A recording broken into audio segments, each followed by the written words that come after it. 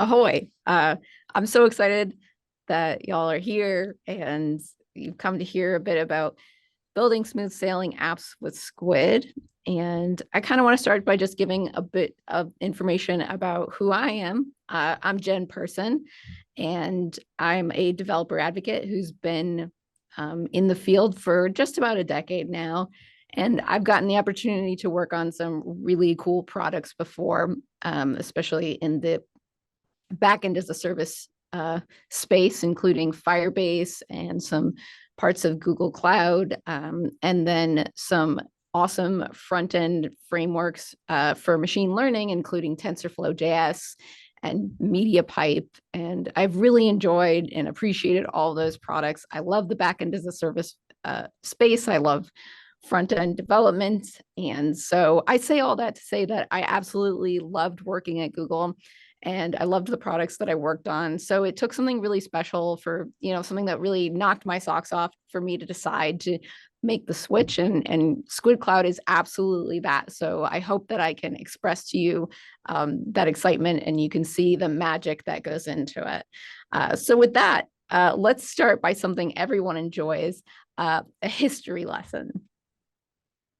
That's right. What we're going to be doing is just a very brief, very heavily abridged history of web development from the perspective of someone who grew up in the 90s, because it helps us to understand how we got to modern web development and where we're going next and how Squid fits into that.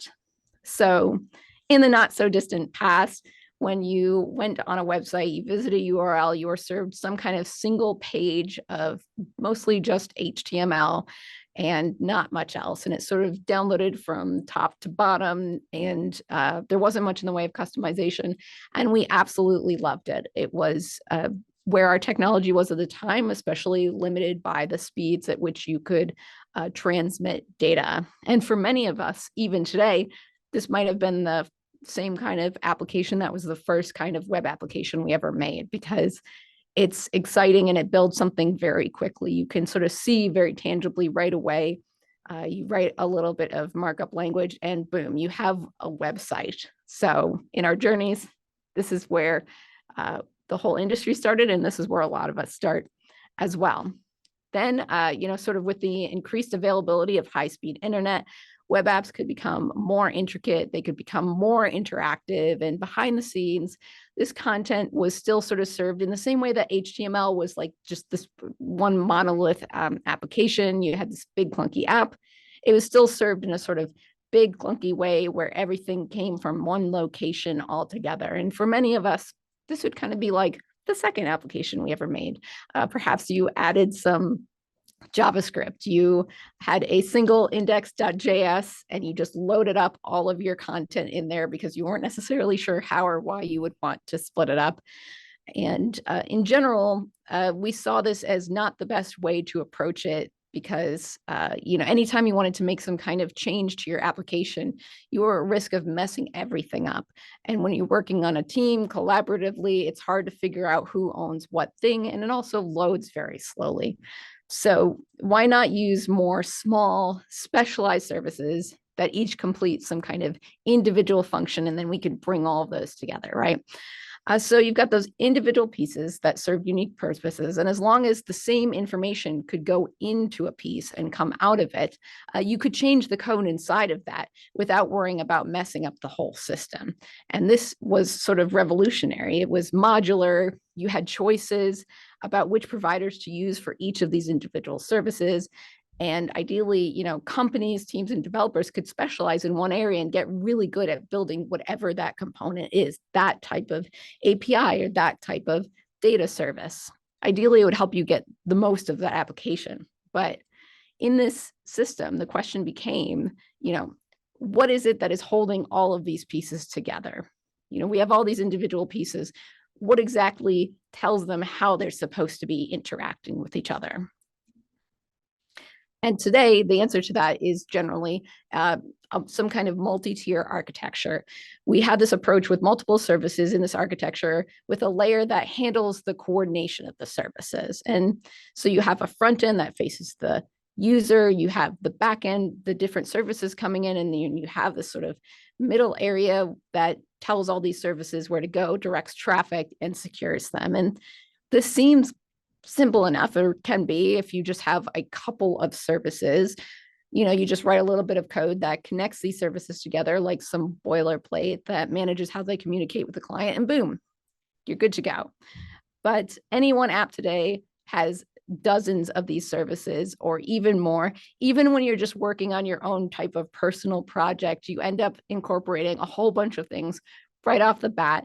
And before you can get to that exciting phase that got us into web development, back when we built our first page out of HTML, where it just happened magic really fast, now you have to spend all this time slogging through all of this middle tier business logic that you have to write.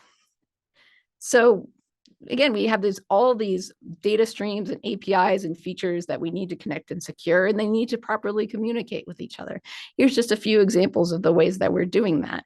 It's not just databases. We have all of these events that these different services are firing off. You have a payment processor that's sending you webhooks. You want to respond to specific database mutations and make actions happen. Maybe you want to be emailing users when a certain database mutation happens. You have these Apache Kafka queues where you can respond to things really quickly in real time. And of course, everything is going to require some kind of authentication and authorization.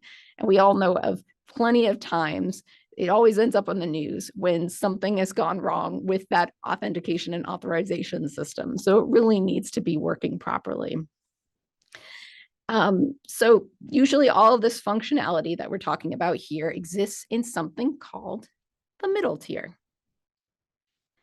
And again, that middle tier is that layer between the front end and the back end that's handling all of that logic. And for some of us, if you use Next.js, it can handle some of that logic as well.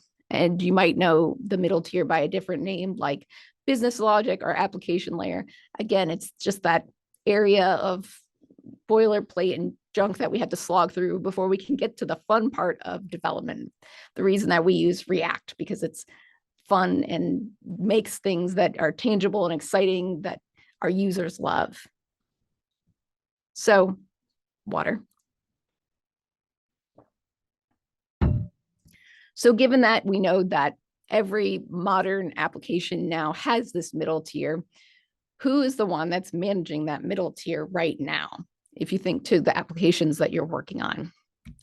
The way I see it, there are a few options that you have available.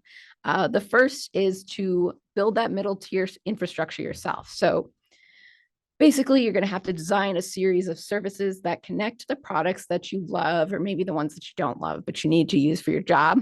And you have to write some functionality to ensure that they have a way to secure those features. And then you need to package it up in an API, or maybe multiple APIs to communicate with other services. And depending on the scale of your team, you might even have to build that into an SDK, and you have a separate team that's managing that front end with the SDK. And then you also have to manage the uptime, the scalability, the speed of that backend. Maybe you're dealing with Kubernetes clusters. And then once all that's done, you can finally get back to the exciting part, the hamster dance part of your application, where you're building a beautiful front-end experience until it's time to add or change some kind of data source, which is inevitably going to happen. Then you're back into that middle tier area, probably duplicating a lot of code, but you can't exactly abstract it because each data source requires something slightly different. So you're kind of in this tangled mess, sort of in this cycle, doing this same process over and over again. And I don't know about you, but I find that kind of overwhelming, or at least boring. It's not what I want to be spending my time on. So alternatively, the area that I've spent most of my time in my career is in the backend as a service sphere, because I find this to be a really exciting field where you can see people build things at scale so much faster. So you might be using a backend as a service product like Firebase or GCP or AWS, where the platform manages that middle tier for you. And I absolutely love these solutions. I think that they're a great way to get up and running quickly, and you can do a lot with them. But even the most robust suite that tries to handle every situation you can think of isn't going to work for every situation. There's inevitably going to be services that you need that are going to be missing from that platform because the needs of every application are different. So you might have company specific internal APIs that you need to be able to connect to. So of course, then you're going to have to build some middle tier infrastructure for that. Or you might, for instance, not speaking from anything specifically, but you want a SQL database, but your platform only has a NoSQL database. So anytime one of these situations comes up where you're connecting to some kind of API or service that isn't going to exist within this backend as a service, you're back to writing the business logic of your middle tier. So it's an incomplete solution, but certainly a step in the right direction. So of course, inevitably getting to the meat of what I'm going to be talking about. Finally, now we have Squid. And in fact, this very problem of the middle tier is exactly why we created Squid. We wanted it to be focused on making something very powerful but simple to use, just like a backend as a service. And the important difference between Squid and other backend as a services, backends as a service, is that you can actually connect to any database or API or service. All of your favorite ones, things like MySQL or MongoDB or PostgreSQL, all of those are available to connect to with Squid, and you interact with it through a series of SDKs. So it's kind of like how this system of services, disjointed services, was supposed to work, where you could connect and plug in the things that you want, switch them out as you need to, and it just works. So, compared to another backend as a service, what you have here is unlimited flexibility. So rather than being locked into a specific type of database or service that's offered by your backend as a service, you can connect to things, you can change them out as need to, which is great for when you have some kind of app that needs modernization, because you can add things incrementally and they will continue to communicate with your traditional system as you're moving things over. If you're an indie dev, you're going to love this because you can kick things off really quick. You can make a proof of concept in a weekend. You can share it on all of your social media channels, and then you can turn it into something magical over the coming weeks with all of the information that you want in it, make it as complex as you want to. So here's just a sample of the services that Squid works with to get you inspired. So all of these integrations, you just connect a little bit of information about your account with that, and Squid handles the rest. So it could be APIs, your auth providers like Auth0, Cognito, Firebase authentication, any sort of GraphQL APIs, your Apache Kafka queues, either through Confluent Cloud or wherever you host them. And then you have additional features like webhooks, you can generate APIs, and of course, because AI is everywhere, we have Squid AI, which does some really cool things. I'm going to show you just one of the amazing things that it does. And then you have all the sort of backend services that you would traditionally expect from a backend as a service, like you have access to cron jobs and reacting to data changes, and being able to call functions that are server based from your client, all sorts of features. And I won't be able to show you them all today, but I will show you some of them, because up until now, I'll be honest, like the pitch isn't the part that I am the best at. And I think that luckily Squid really speaks for itself when you see it in action. And if you're like me, when you go to some sort of software as a service website, you skip right past the homepage with the marketing stuff and you go right to the docs, because you actually want to see how something works under the hood. So let's do a live demo, because so far everything's been going okay. And I think that it's a good time to put some danger into it. So shall we? So switching over to my demo, luckily, I don't think anyone from my design team is watching right now, because I will definitely have to apologize to them. They're going to sense a disturbance because they are incredibly talented. And I just spun up a very simple front end because the magic is really in the code itself. So what I want to show you here is just a UI where you might have orders for a particular product or for a particular shop. And you can see we've got ordered dates and prices and status and priority, and there are a few other fields. So this would be kind of the data from a specific collection from a NoSQL database, or if you have a SQL database, you could think of this as the information from a table. And I got this from, if you're familiar with Snowflake, they have some demo databases, and this is some data that's just sort of an imitation of the data that they have kind of arbitrarily created. And this is in a built-in database instance that comes with Squid. So when you generate a new Squid app, you get a built-in database, a built-in storage bucket, and a built-in Kafka queue, in addition to being able to connect with other services you want. So that way, if you want to just get up and running right away, you don't have to worry about integrating those things. You can just get right into the coding as well. So with this, I can also add new orders. And as you can see, they show up here. Kind of standard stuff these days. Real time is really awesome, but it's nothing particularly exciting yet. And if we look in the Squid Cloud console, we can see our default built-in database, our built-in queue, and our built-in storage, and also a Snowflake integration, which I'll talk about in a minute. But if I can go to browse my data, we can see the same information in here. And so the built-in database is a NoSQL database. So you have a collection, and each collection has a document, which is kind of, NoSQL style collection with a key. And I can browse and I can filter my data right inside the console. But what if I want to switch to a different database provider? This built-in database is no longer suiting my needs, and I need to migrate to something else, say Snowflake.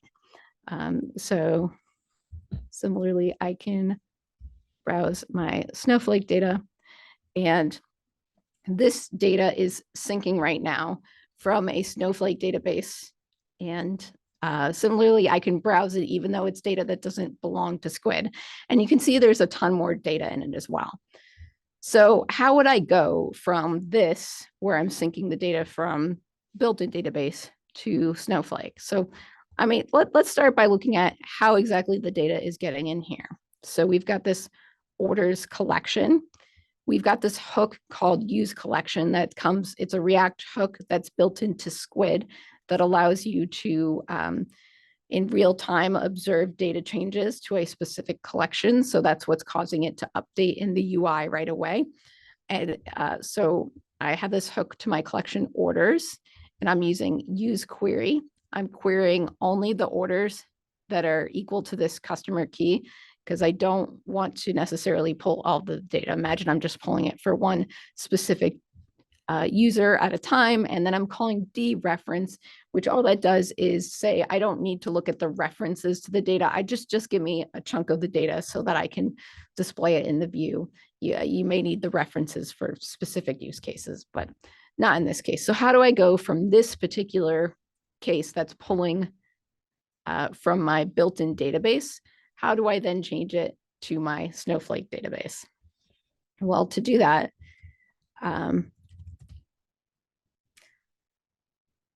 I just add the name of the integration that I want to connect to and save, and it's the exact same code otherwise, even though this is now a SQL database and that was a NoSQL database. The way that I query it, the way that I work with it is exactly the same.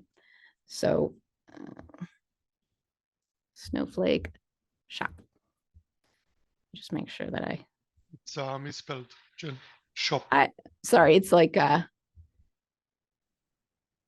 it's behind this little. Okay. Oh, that little part of the piece. So I'll have to show you the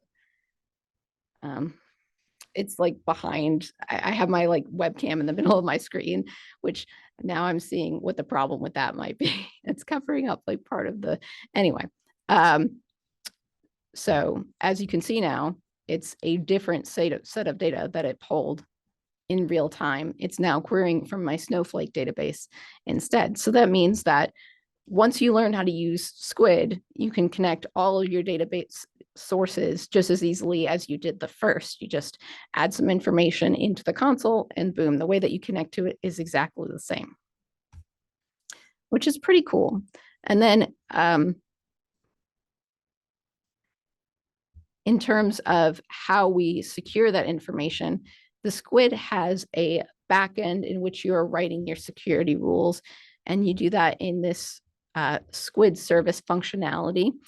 This is just an example that you can see here where we have just a secure database that is saying that all actions that take place in the Snowflake shop integration are now returning true, which is fine right now because I'm just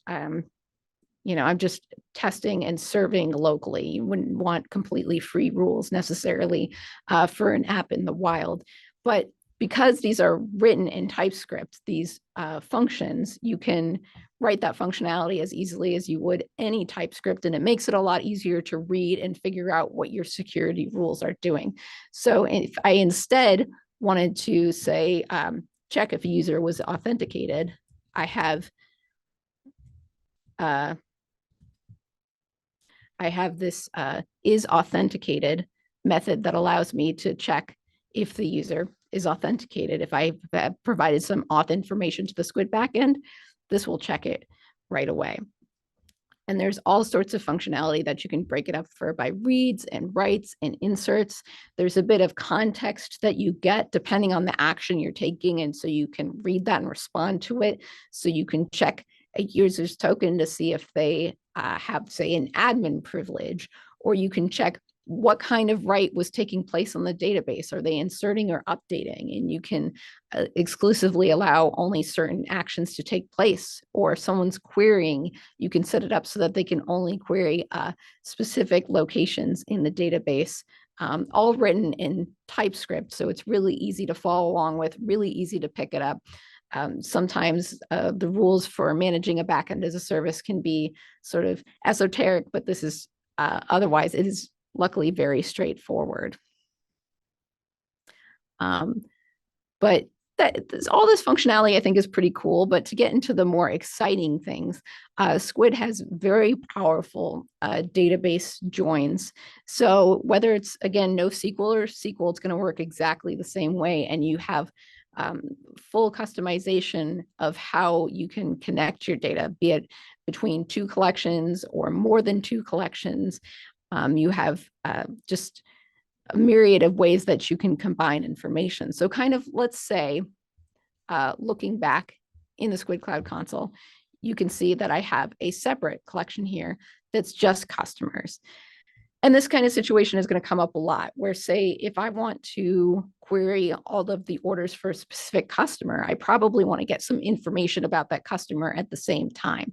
So what I want to do is join some information from both of these database tables so that I get back everything I need to display in the user interface. And I can do that with Squid through Squid joins.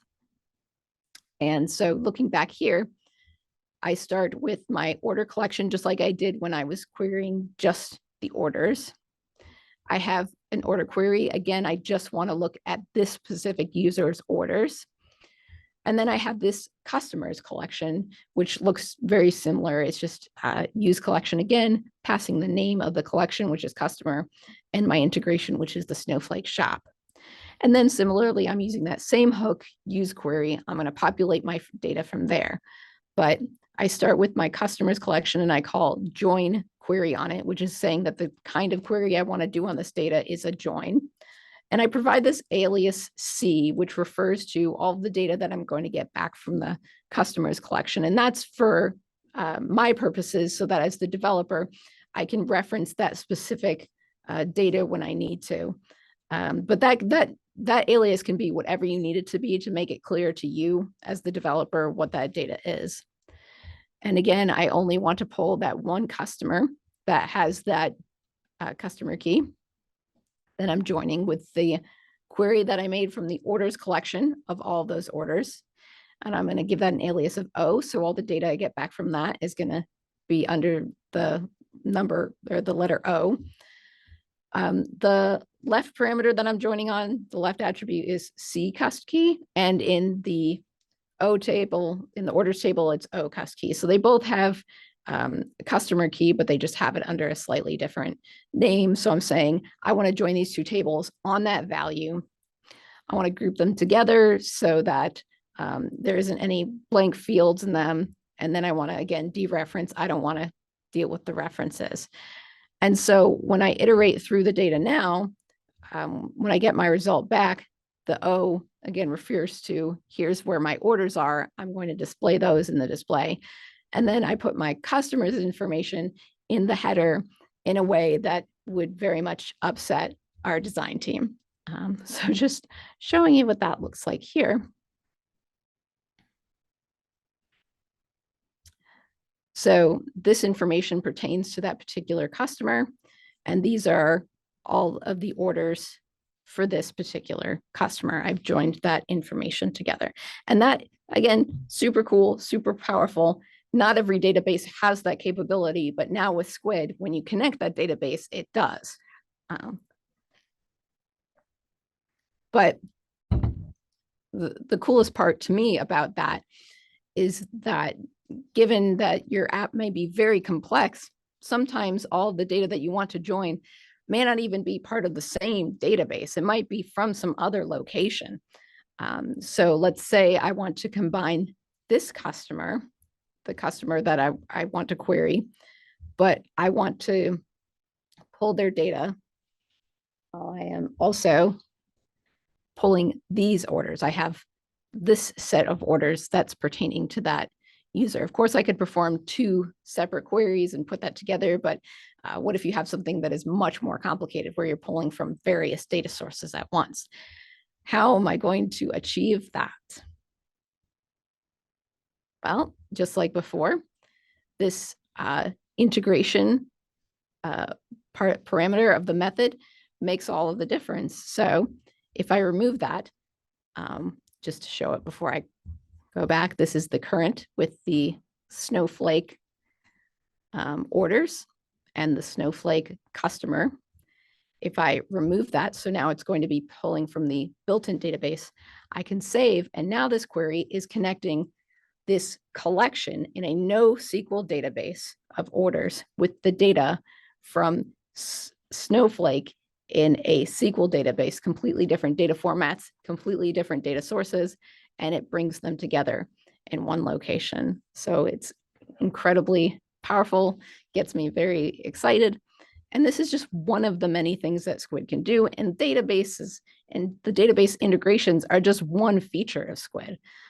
We have just as much that I could say about all of our other features, like how you connect to APIs. There's a lot more to it, but given keeping the focus mostly on databases for this one, I did want to touch upon, I had mentioned that because AI is ubiquitous, Squid also has some super powerful AI features that allow you to build applications. We have one of our customers does amazing things with AI that have enabled them to limit the amount of coding that they have to do. They can do a lot of it through the Squid AI integrations and connecting different functionalities that way. But the one I'm going to show you today is something that is available in the console, but you can also build into your own applications. And that is AI queries. So I can run AI queries on my data. I can kind of write something out. I can ask a question or write an instruction, and Squid AI will bring me back that information based on my specific data. So I could say something like, create a line graph of, let's see, total number of sales per year from 1991 to 1997. Put a green X on the dot for the year with the highest number of sales. And of course, I could do a total amount of cost of them as well. but just what I came up with on the top of my head. And you can give as much details as you need to. So you can specify what the different axes are going to say. You can specify what the color of everything should be. And it's not just for generating charts, but that's just one example. So while that's running, it does take a little bit of time because under the hood, it's not just running a query, it's also running some Python code and it's generating that for you. But as I said, this isn't just in the Squid Cloud console. This is something you can build into your application.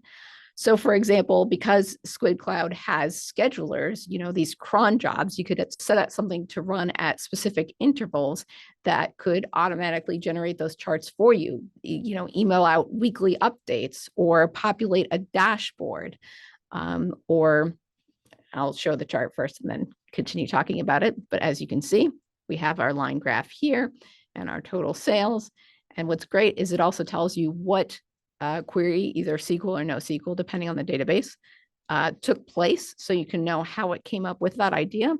And it gives you the walkthrough of how it got to that result. So it's as much insight as you can possibly get into how they came to that conclusion. Because as we know, sometimes AI can kind of feel like a black box. So it's nice to have some insights into how it got to that place. So in addition to using something like this in a cron job, you could also use it to respond to specific events. So be it a webhook responding to something that happens in one of your services, or you could have it respond to changes in one of your databases, where based on that, you can then generate new AI queries and do something with those results.